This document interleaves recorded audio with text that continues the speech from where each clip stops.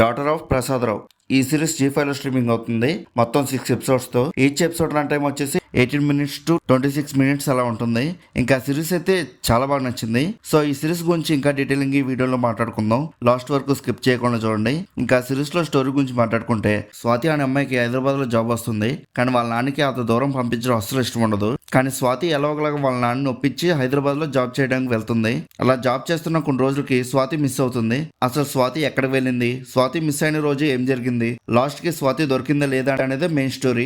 ఈ సిరీస్ లో నాకు బాగా నచ్చింది ఏంటంటే డైలాగ్స్ రైటింగ్. కిషోర్ తిరుమల గారు గుర్తుకొచ్చారు ఆ డైలాగ్స్ కి. చాలా బాగా రాసుకున్నారు. ప్రతి డైలాగ్ డెప్త్ ఉండేలాగా.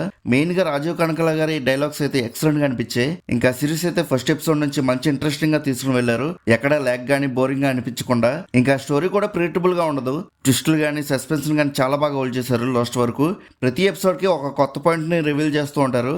చాలా ఎంగేజింగ్ గా ఉంటుంది స్క్రీన్ ప్లే. సిరీస్ లో స్టోరీ మొత్తం ఒకే పాయింట్ మీద కాకుండా డిఫరెంట్ లేయర్స్ తో చాలా బాగా రాసుకున్నారు. సిరీస్ లో కామెడీ అయితే పెద్ద ఏమి ఉండదు. జస్ట్ స్టార్టింగ్ ఎపిసోడ్ లో మాత్రమే ఏదో అంతంత మాత్రంగా ఉంటుంది.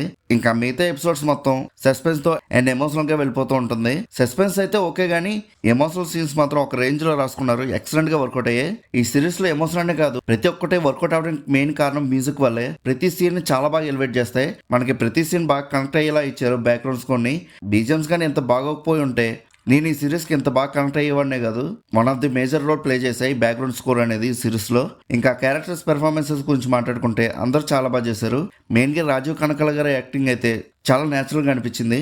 సిరీస్ లో కొద్దిగా నెగిటివ్ ఏంటంటే కొన్ని చోట్ల చాలా వర్స్ట్ గా అనిపించాయి. ఫస్ట్ ఎపిసోడ్ లో కానీ లాస్ట్ ఎపిసోడ్ లో కానీ అండ్ టైటిల్ కోడ్ పడుతున్న ప్రతిసారి చాలా ఈజీగా తెలిసిపోతుంది అది ఏ అని కాకుండా VFX వాడుంటే బాగుండేది. టైటిల్ దగ్గర కాకపోయినా సిరీస్ లో స్టోరీ జరుగుతున్నప్పుడైనా వాడుంటే బాగుండేది. చాలా వర్స్ట్ గా అనిపించింది ఆ షార్ట్స్ చూస్తున్నప్పుడు. ఇంకా ఓవరాల్ గా సిరీస్ ఎలా ఉందని అడిగితే నాకైతే చాలా బాగా నచ్చింది. మస్ట్ వాచ్ అని చెప్తాను నేనైతే.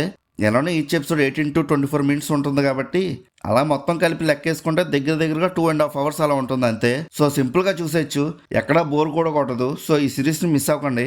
ఒకవేళ మీరు ఆల్రెడీ ఈ సిరీస్ చూస్తుంటే మీకు ఎలా అనిపించిందో కింద ఉన్న కామెంట్ సెక్షన్ లో చెప్పండి. అలానే weekly movie updates and movie reviews కోసం మన సినిమా ఛానల్ సబ్స్క్రైబ్ చేసుకుని బెల్ ఐకాన్ కూడా ఆన్ చేసి పెట్టుకోండి.